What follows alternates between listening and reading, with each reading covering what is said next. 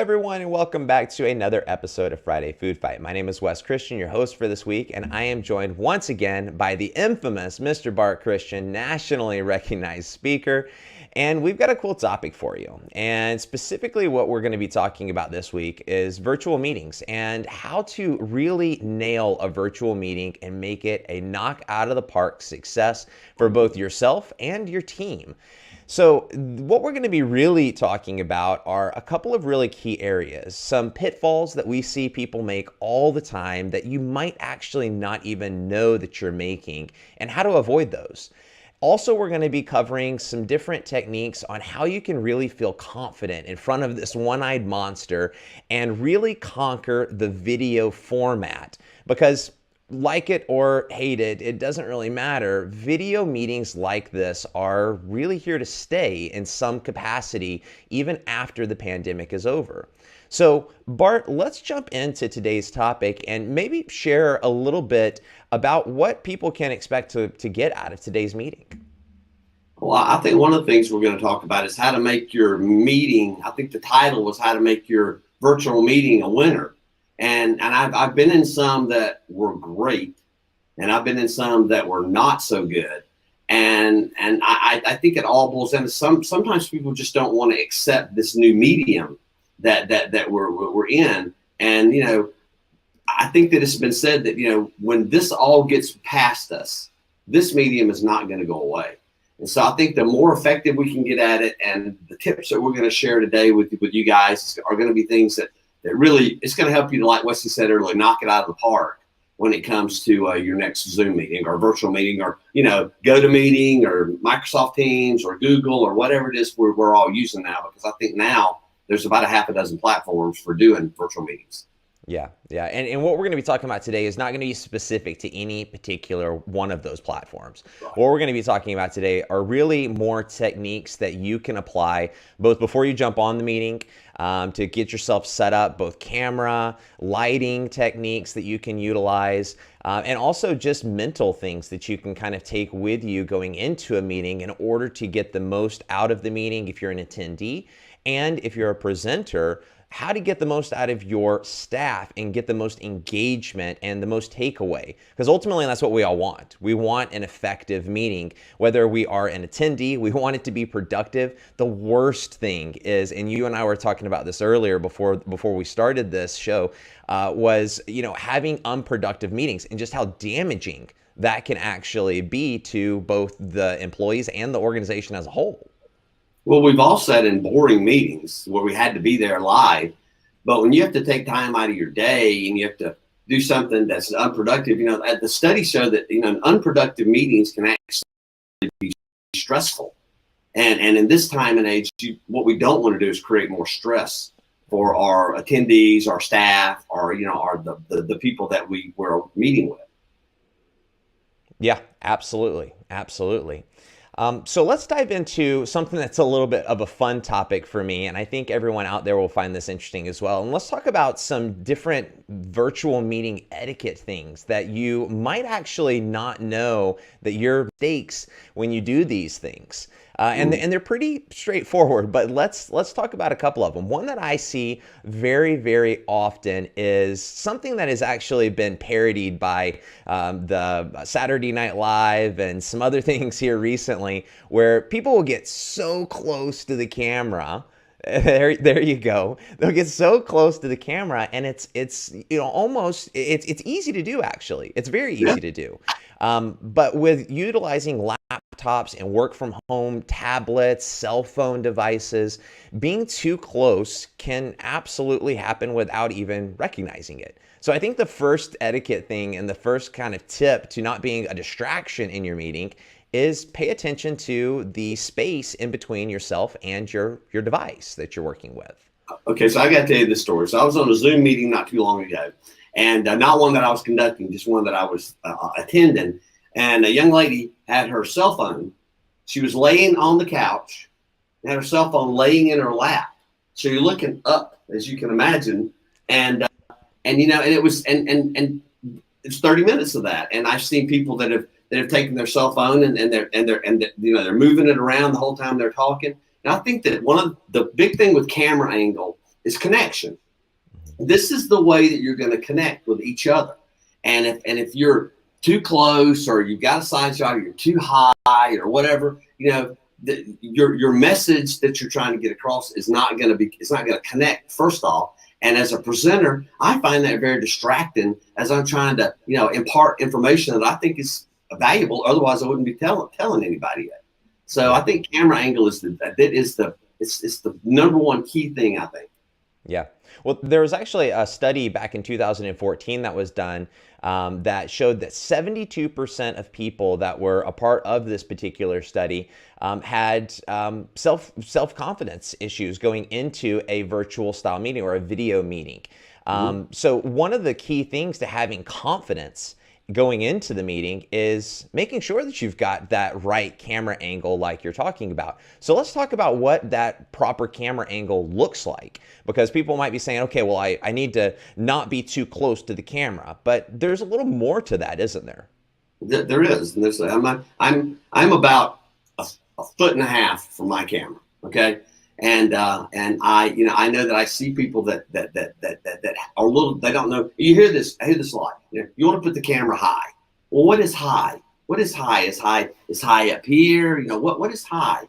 And I read an article that said the perfect camera angle is your forehead, about your hairline right in here. And that's where mine is, because you don't get, we've all seen those camera angles where you look up somebody's nose while they're talking, or they're looking down like this, and so I think that's the happy medium.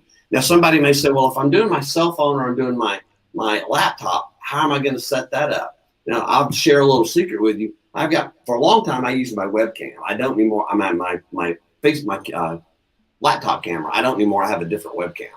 But when I was using my camera on my PC, I've got a box sitting under my camera that elevates it to a level so that it's at a good level. It's not sitting on my desk looking at my nose. Does that make sense? Yeah. Yeah. Well, it's actually interesting you said that, because last night my wife and I had a virtual meeting with our son's teacher. And so we were sitting downstairs. We weren't in my office area where, I've got, cameras and things of that nature. We were sitting down where it's a little more comfortable for her and us to sit at the kitchen table. But we wanted that same, kind of good camera height. So in order to accomplish that, we just got some books. We stacked books on top of each other. And I think there was a couple of magazines actually in the mix as well. But just so that we could get it to that right height so that we could, both be in the picture. It was far enough away that we were both in the shot, but it was also at that eye level so that we, felt confident going into the meeting and made a good first impression, because this was actually, we've got a 2.5-year-old. It's the first time we'd actually met the teacher without mask on, at least. And so we wanted to make a good first impression. So I think, going back to that feeling confident in front of the camera comment, the first key piece is feeling like you've got your camera angle down, because the right camera angle not only gives you confidence knowing that other people are viewing you in a positive manner, but it also gives you confidence that you're looking your best and bringing your best to the meeting. Right. Looking your best is a big deal. I know that's one of the things we're going to talk about, but I did a Zoom meeting for about 50 people, motivational talk for a business group last week. I had on a nice clean shirt like I've got on today. I had on pajama bottoms and bedroom shoes. And I got to tell you something. I didn't feel my best, even though I looked good on camera. So I followed that and did another meeting with that. And you know what I did? I went and put on a pair of nice pants. I put on some dress shoes. And even though I was sitting in a chair talking the whole time, I felt good about me. And so I think, that's just going to be different for everybody, obviously. But for me, it was important for me to look my best for me so that I could be my best for them, if that makes any sense. Well, and it might actually not be that too different for everyone, because there's been a couple of different studies that have actually shown that the best attire to wear for virtual meetings is business casual attire. Business casual attire is not only the most widely accepted virtual meeting attire, according to the attire that gives you the most confidence in your appearance in a virtual meeting setting. You're both comfortable, but you're also looking professional. So you're sending the right message to the other attendees, but you also are feeling confident and prepared to receive information from other attendees and the presenter because you actually got ready for the meeting. Right. You know, there's a couple of other things that kind of go hand in hand. We've been talking about proper camera angle, but I think we actually skipped something that is very important, because I've seen this so many times in meetings where people don't even turn the camera on. People go to meetings and they'll have a little placeholder, image of themselves from, 25 years ago that looks nothing like them anymore. Or they'll have just a nothing on there. I can't tell you how many meetings I've been to that just say the person's name. It's really important again, going back to what you had mentioned a second ago, a connection piece. It's really important if you want to actually connect with attendees and get the most out of the meeting. You got to turn your camera on. I've done both. I've done webinars where I don't see anybody. I'm talking to a computer screen. It's just literally me sitting there with a computer just talking. And while they can be effective, it was not any fun, and I didn't enjoy it at all, to be perfectly honest with you. I've done meetings in the last couple of weeks where, I operate with 2 computer screens. I don't know about many people. A lot of people do, I know, particularly if they're in their office. And when I did my Zoom meeting in the last couple of times for these business groups, I had my presentation on one screen and I had another screen open with the gallery. So I could see everybody's face. And what that helps me to do is it helped me to connect with them. I could do things that were engaging with them. I could ask them to give me a thumbs up if they understood, or give me a high five if they liked it, or do things like that. I think that those little things help to connect. I think it's very valuable to be able to see people's face. And what I've done, the last meeting I did, I asked the group, I said, not everybody didn't do it. It was about 50 people. But I said, if you don't mind, could you please mute yourself and turn your cameras on? Because I want to see everybody's smiling face, because that's how I get my energy. And like I said, I'd say 52, 53 complied with that. And it was great. Now, people really don't mind it. I think that there's just this apprehension sometimes about being on camera. Right. Yeah, absolutely. That's a great recommendation, especially for other presenters out there, district directors, supervisors that are going to be doing virtual meetings, maybe virtual manager meetings, back to school meetings. Definitely I encourage you to ask your attendees, ask your employees to turn their camera on. There's just something that happens. It's so easy. I know from my experience, with just being an attendee at big, large virtual meetings, it's so easy to do other things while you are paying attention, quote unquote, to the presenter that's giving information out if you don't have your camera on. If you have your camera on, there's almost a level of accountability at that point where you feel like the other person's watching you. And if you're not looking at them and you're not paying attention, they're going to know. And it's in a way true.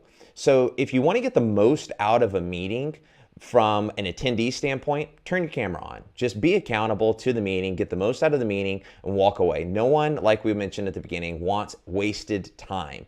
And multitasking, we've talked about this before, there is no such thing as multitasking. No. Isn't that right? That's right. It's a statistically impossible thing. As I say every day, 4 or 5 things I say to myself every day is I'm going to listen to others and I'm going to be there when I'm talking to them. And one of the things, and we've all done this, we've all had conversations with other people, and as we're talking to them, maybe something's going on behind them in the background, and you sort of shift focus from them for just a second to kind of pick up on what they're saying and come back. It's so easy to miss something. And not only that, it takes time. I think that the multitasking thing is such a misnomer, because what it really is we're not multitaskers. Some of us are just better jugglers than others, because you can only hold a single thought in your mind at a time. So if you're watching a presentation and then you're going over here and you're doing something on your pad or something on your laptop, you're missing things. And if you're in a work environment where you're at a staff meeting, that can mean you could really miss some pretty valuable information that could possibly, either cost you money or maybe cause you a little bit of a problem. Mm-hmm. Yeah, absolutely. And you also run into, and you have people that are trying to multitask, where you'll have some people that receive the information and understand what you're talking about, and they're going to take it into the workplace and apply it. And then you have other people, and we've all had this, even in in-person meetings, where you tell the exact same thing to a group of 10 people, and somehow 5 of them understand exactly what you said, and the other 5, it's like you never said anything at all. Mm-hmm. And Well, the same thing happens in a virtual meeting setting, and that is a lot of times can be avoided with the elimination of the ability to do those multitasking things, like go take care of your kids, take your dog for a walk while the meeting's going on. You're technically attending the meeting, but you're not mentally attending the meeting. You may be logged in, but you're not actually there. one of the things I recommend to people too, especially in the business or that kind of environment, is that record your Zoom meetings or GoToMeetings or whatever you're doing. Record them. It's a simple thing to do. It's just a button you push on most of the apps and record it. And that way, 2 things happen. You've got the ability to go back and review for yourself if there were questions asked and you didn't get a chance to get to them. And you want to be sure you go back and have offline conversations with those people, because we all know that Zoom meetings, which have question and answers, can turn into rabbit holes. So sometimes you've got to sort of kind of keep it on track. Gives you that opportunity. Plus, it gives your staff the opportunity, if you house it somewhere like a Google Drive or something like that, it gives them the ability to go back. Should there be that 3 or 4 or 5 people going, you know what, I just don't think I quite got that at about the 15-minute mark. They can go forward fast through the meeting and go listen to that segment again and go, okay, now I get it.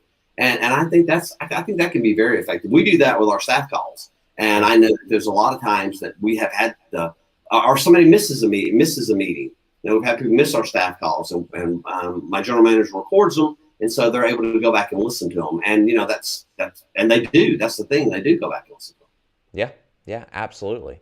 One other thing that kind of comes to mind when we're talking about being prepared and getting the most out of the meeting.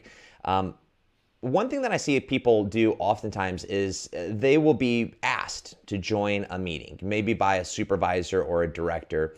And their mindset going into the meeting is that I'm going to log in, I'm going to put myself on mute, and I'm going to start doing something else, and I'm basically just going to show up. But they don't actually come prepared for the meeting. And what I mean by being prepared for the meeting is actually being mentally prepared to speak. Every single meeting that you go into, even if it's a large forum meeting and you have 0 chance of speaking, you're attending a virtual meeting with Tony Robbins for that matter. If you go and you take the mindset of, I am going to go in here and ensure that I may be asked to speak, it does something to you mentally. You're more engaged in the words that are coming out of the other person's mouth at all times, because you're thinking about, at some point, they could ask me, hey, West, or hey, Bart, tell me a little bit more about that. Well, if you haven't been listening, there's no way for you to actually respond to that question or input. So going into one tip, one trick that I have found extremely helpful is going into your virtual meeting with the expectation that at any point in time, you could be. You read the next one. Think of it in that particular type of setting when you go into virtual meetings. Go into it with the mindset that at some point you're going to get called on to read a segment for the entire class. And think about the topic, whatever the topic is. If it's a regular staff meeting or if there's a particular kind of issue that's going to be discussed, go into that meeting. I love that, what you just said, by the way. I love that. And the other thing is, go in there and ask yourself, before the meeting starts, ask yourself this question, and maybe write it down on a piece of paper as you're sitting there. What do I want to get from this? What am I looking to get from this today? What I hope to gain, and what's going to make this worth my time? And one of the things I found is, and I'm a habitual note taker. I mean, you sat beside me in church, and you know that and why do I take so many notes? Because it keeps me engaged. It's not that I really necessarily need to take 3 pages of notes on a 25-minute sermon, but I do, because it keeps me engaged in what's being said. And that's a tip that I've learned. I'm a voracious note taker in meetings, simply because it keeps me on what's going on and prevents me from kind of wandering off in the mist of the multitasking world. Yeah. The last kind of thing, the tip that I see, or I guess mistake that I see people make that I want to really kind of point out before we move on, because I want to talk about a little bit more about what we really kind of initially kind of started touching on, which is, really building confidence and looking and feeling your best camera. Mhm. Um, the last thing that I want to point out, though, is where to actually look in the meeting. And I see this mistake made so often where during let's just use Zoom, for instance, where you've got all the little boxes of people's faces. I see so often that people are looking down at the actual boxes of people's faces, but the camera is actually up here. So it looks as though you're not looking at the people. Now, this word for people, it's going to feel strange to actually look at the camera dot on your computer or your phone, or if you have an external camera like a webcam that's set up. Instead of looking at the faces on your screen, when you're speaking and when you're actually trying to connect with the other people that are in attendance, it's very important to look at the dot and not look at their faces. It's very tempting to look at the faces, but from a connection standpoint, you want to look right at the camera whenever you're actually addressing the other attendees.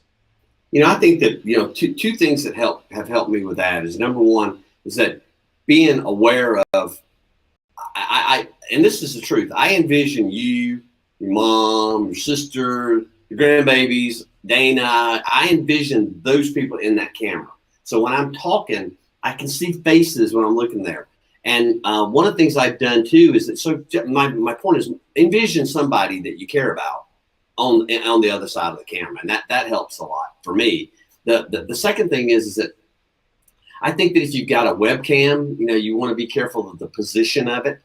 I know a lot of people that actually put their computer screen behind their webcam so that they're looking at the webcam, but they can still see. But when I did my presentations last week, I did two kinds. I did one where I'm standing like this, or I'm standing up like this, talking to people, and that was interesting. But I could see their faces because I had them on a screen behind the camera. I had my computer behind the camera, so I could see them.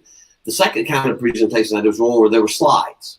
I had slides, and so I wasn't actually on camera, and that helped me a lot to get that. And we connected. I could talk. I could see the people's faces on another screen, and that helped a lot. But one of the things I find people doing a lot of times is they're looking at themselves. Like I'm there, and then I have a screen beside me. So now I'm looking at myself to make sure I look good, to make sure everything's going. My hair's in the right place. And I think that's one of the things people do the most is they look at themselves. They're not really looking at themselves to make sure that everything's going well, and that can be distracting. Yeah. Well, let's talk about that a little bit more, because that's a great segue into what I had mentioned. I kind of want to go back and revisit a little bit more is how do we look the best going into the meeting so that we don't have that temptation to just stare at our own picture while we're in the middle of a virtual meeting. So let's talk about a couple of things. So I hear this often, that, well, I just feel very self-conscious going into this. And that study that I had referenced earlier that was done that said 72 people feel a little self-conscious going into virtual meetings. That number hasn't changed too much from when that initial study in 2014 happened to today, because there really was no in the number of virtual meetings that we were required to attend until the past year. So a couple of things that we can do to really make sure that our setup is right. We've already talked about camera angle, but the other one is to do what is called mirror meditation. And I know you're probably familiar with this terminology, but mirror meditation is really ultimately, it boils down to preparation. And it gives you the chance to actually look at yourself before you get on the Zoom call. And this is pretty simple, and it's exactly what it sounds like. Just go to the bathroom before your meeting, spend about 5 minutes looking and making sure that you are comfortable and satisfied with your appearance before you get on the Zoom call. So instead of just showing up with your hair all ruffled up like you just rolled out of bed, and you've got that t-shirt on that's got the random coffee stain on the collar, take a little bit of time to do some self-care and make sure that you are happy with your appearance going into the meeting. That will avoid the temptation of just staring at your picture for the first 5 or 10 minutes of the call, which ultimately is keeping you from engaging and connecting with the presenter and the material that's being talked about. Yeah, I would add, talk to yourself while you're doing it too. The most important conversations you're ever going to have in your life are the ones you have with yourself. And I would say when you're standing there checking yourself out, say some things like, "Hey, I look good. This is going to be a great meeting," or "I'm really excited about this." Sometimes you can kind of talk yourself into a state of mind, and if you spend that time when you're checking yourself out, make sure everything's in the right place. Just remind yourself how powerful and how effective and how strong you are and how good you look and how you're going to do great in this meeting and how you're going to gain something from it, and you're kind of excited about it. Whether you are or not, to be honest with you, because that's the you'll carry that aura with you, and that aura comes across in this medium. It really, really does. And there's power in that. I like that very much. Yeah. Mirror meditation. I got to remember that word. Yeah, you can do a little mental meditation before going into the meeting, and it will definitely help with confidence going in there. And the other thing that will really help with confidence is make sure that you got the right lighting. And I know that you and I have had extensive conversations about lighting. And what are a couple of tips that you've found that have been successful for you from a lighting standpoint? And then I'll share a couple of things that I've seen as far as what people have done and how we can maybe have some home remedies that don't cost any money that will get you the right effect. Well, I would say when you're looking at your lighting, don't think you got to spend a lot of money, because you don't. I mean, if you're going to do something like we're doing, I think that maybe lighting might be something that's worth an investment in. But if you're talking about a Zoom meeting, you just want to look your best. I mean, you can take a good lamp, and set in front of you. Don't set it. Make sure that it's not behind you because the light will drown you out. They also make. I mean, I've seen them on Amazon for as little as $10 or $15. Little circle lights that are battery operated that you just clip on the top of your computer screen, and it just gives you a little facial light. It takes the shadow off. It makes you look. It makes you look good. And there are elaborate things that you can do. But I mean, my first tip is start small and find something that works. And don't think you got to spend a lot of money. You can actually take a simple lamp. And I think Wes, you had some tips about using a lamp and shading and that kind of thing to make the lighting effective. So what did you do with that? Yeah, so there's a couple of things you can do with actually a very simple setup. So like you're talking about, very inexpensive. Now, I will preface this by saying make sure you do not have hot bulbs in your lamps before you do this. But there are ways to what is referred to as diffusing light. And one of the things that you want to try and avoid with lamps is that the lamps can be fluorescent lights, or they can be tungsten light, which can oftentimes give you a different shade on your skin. So to avoid that kind of yellowing shade or that kind of, giving yourself that gold appearance, to look more natural light. So a really easy tip is to actually take a pillowcase and set it over top of your lamp that is sitting in front of you, or somewhere in between. Ideally, you would want it to be in between you and the camera, like right in front of you. Now, obviously out of view of the camera, but somewhere really close to your face so it actually illuminates your face. Even better if you've got a camera that's more of like a can light camera that you can turn and face at you. A pillowcase over top of it, diffuse that light and have it pointed right at your face so that your whole face is illuminated. That would be an ideal setup, but you can really use any type of lamp and diffuse that light so that you avoid that kind of yellowing or golding of the skin, which will make you look a little more unnatural. Another free tip though is, and one thing that I see people do very often incorrectly, is use the natural light from outside.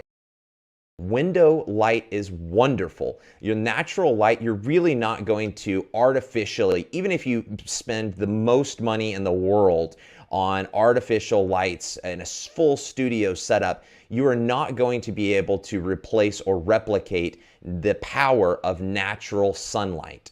So using that to your advantage is something that is free and very easy to accomplish just with your setup and where you are setting up your. So many times that people will sit in front of a big window, the window being right behind them, and they'll set the camera right in front of them thinking that, well, I've got great light. The problem though is that you are going to be very dark. It is going to wash you out because of how bright your background is.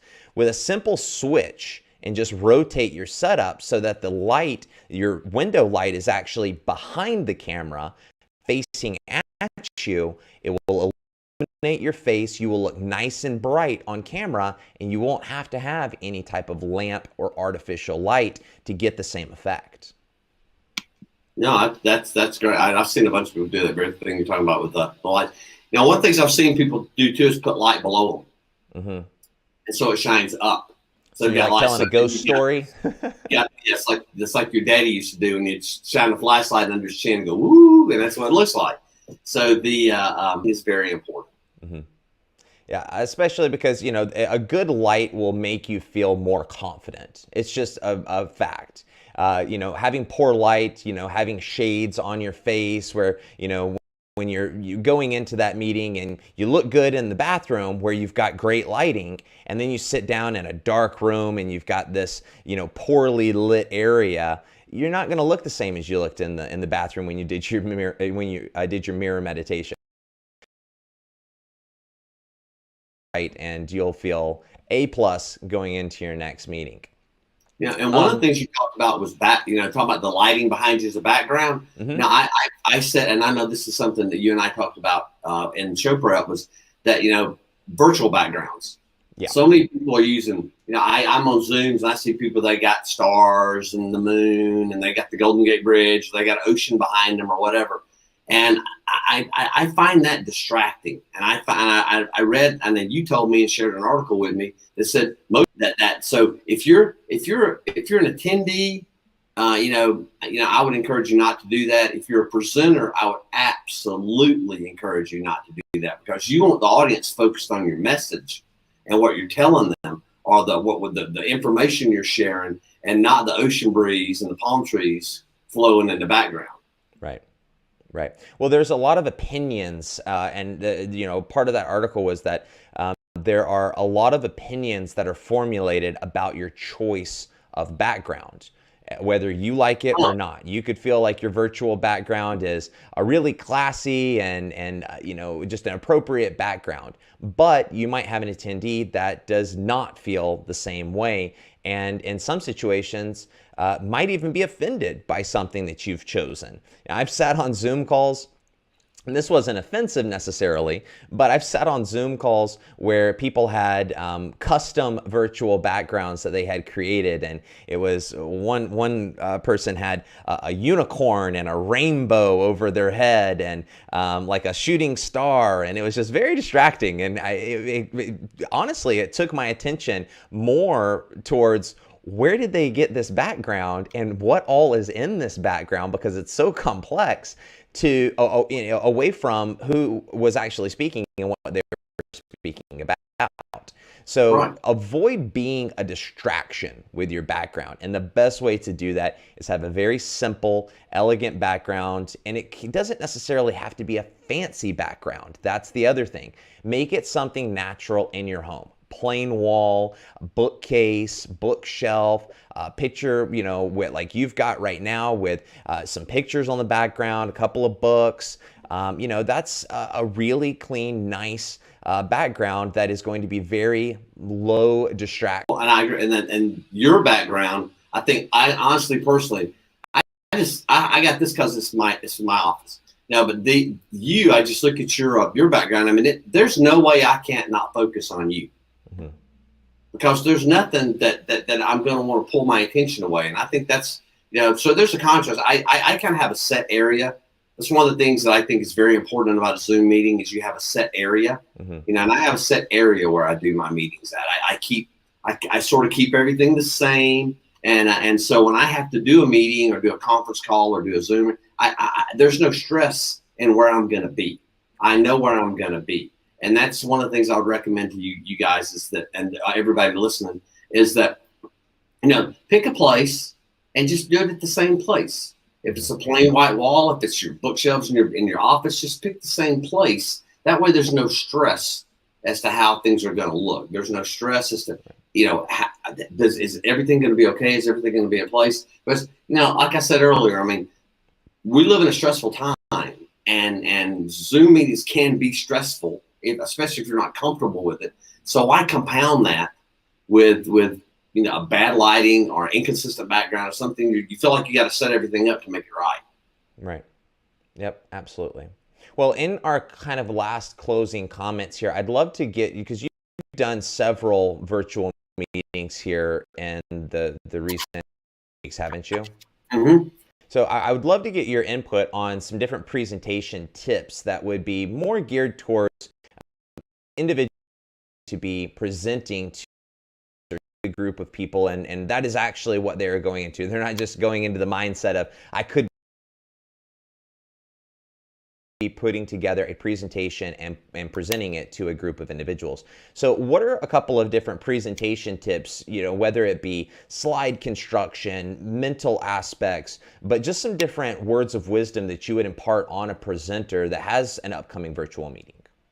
Well, I'm going to steal a couple things because you sent me some really good notes, and they're actually were exactly what I did. So, I mean, I guess the great minds think alike goes together with us. So, but when I did my presentation, I don't really do my presentations that I've done any differently than I've done when I was doing keynotes all over the country. But these tips you sent, and these are great. Keep your slides simple. Keep a common theme to your slides. If you've ever seen me speak, my slides are white with black letters on them. That's because I don't want the audience to focus on trying to figure out what's going on with my slide. I keep my slides very simple. Now, I'm not saying that you can't have some kind of theme to your slides, but make it something simple.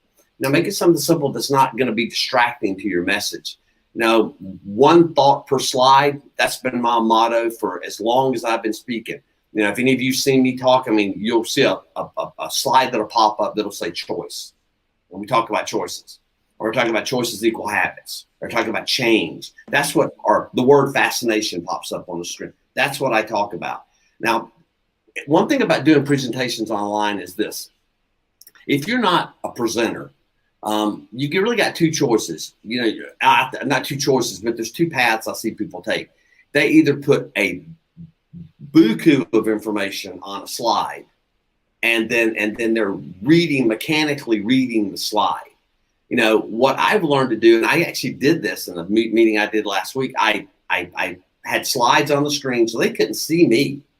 I had written a script, and but I didn't read the script. I laid it in front of me so that I could follow it, so I could be natural in the way I was talking. So you can either read it, or you want to have simple slides and have them dominate the screen. Does that make sense? Mm-hmm. So that I also, one of the things that we did was, I'll pop up blank slides because I want people to get a chance to absorb what I just said. I'll have a blank slide, and then the next slide will have the next thought. So don't be afraid of that blank slide, because that's going to be your point where you're going to let your audience sort of kind of let what you just said sink in. And it's if you're going to be on screen, if you're going to be standing in front of a camera talking, or sitting in front of a camera, look at the camera, focus on the camera, see that person that like I told you, I see my family on the other side of the camera. So it makes it so much easier for me to try to connect with that person. But it's really talking to a group of people. You're talking to one person. Mm-hmm. You're talking to one person. One person is looking at you. There may be 51 persons looking at you, but you're talking to one person. So you want to be sure you connect with that one person. And I love your last thing. It says, wing it or come prepared. Don't sit and read. And I mentioned that earlier, but I want to reemphasize that because it's so important to be prepared. It doesn't mean you have to be a speaker. I mean, you can have notes, and you can as you're reading, you can go over things, but don't make bullet point things out. If there's things you want to talk about, I mean, if you're reading the new USDA regulation to your staff and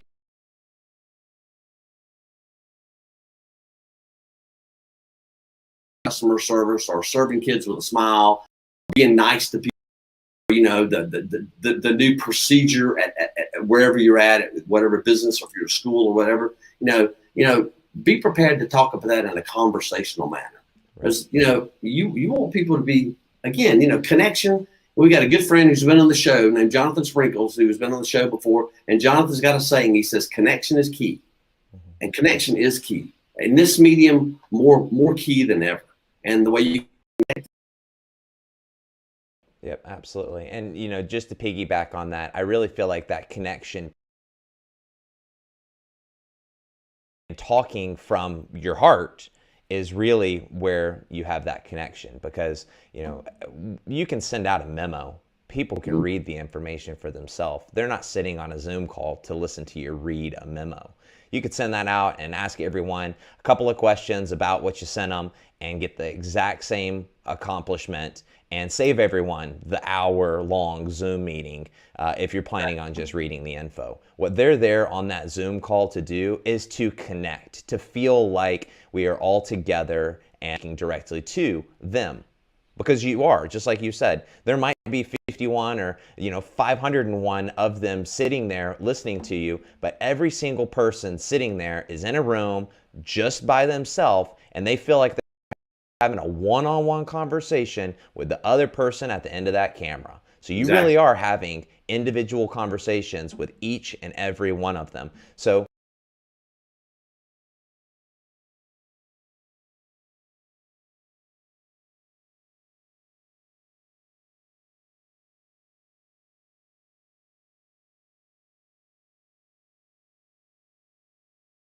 meeting, and you'll knock it out of the park. You know, I want to go back to the beginning. Yeah. Back to the beginning of the meeting. Now, you're going to connect with people at the beginning. You're going to connect with them in the first 5 or 10 minutes. So if you really in the first 2 or 3 minutes, to be honest with you. And the now, if you've got a small group, you know, one of the things we do in our small group meetings is we ask people, you know, how are they doing? Really, you know, and we ask them, we ask them individually. We want to know. And we share with us maybe something that you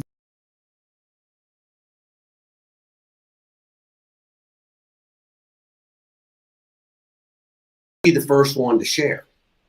You be the first one to share. And I say, I want to take how a week went, and because people don't. I've heard this said, and you've heard this said 100 times, Wesley. But people don't care what you know until they know that you care, and that's a small group, and that's a big group. It doesn't matter, and so that's the important thing. I think you want to let people know right off the bat that, you know, during this time that you care about them, and you're going through, you know. This is a cliche, and I hate to say this, but we're in this together, and we're all in the same boat. We're just in different boats. Yep, absolutely. Yeah, and you know, one of the things I've heard, that kind of asking everyone how they're doing in a fun way is you could have a rags and roses to start the meeting off every time you do one. And ultimately, your rags can be anything from, you know, a funny story that just didn't quite go well, that is, you know, just to kind of get everyone, you know, going and feeling a little bit light about the meeting. And then roses are successes that you've had, you know, wins that have happened over the last week or last month since your last call. But start everything off, if it's a small group meeting, with your rags and roses. Or I've seen you do several, I think you do it on every talk that you do for large groups. Start off with a story. Start off with a joke, story, something to really draw people in, get their attention, and then you move into it. And the story doesn't have anything to do with what you're actually going to be talking about. It's really just, you know, that icebreaker, if you will, for a lack of a better way to put it. Get everyone on the same page, get everyone tuned in and connected, and then you go into the material you want them to receive. You know, I want to recommend this to Weston. We had Danny Brazell on the show just a couple of weeks ago, and Danny wrote a book called Leadership Starts with Motivation.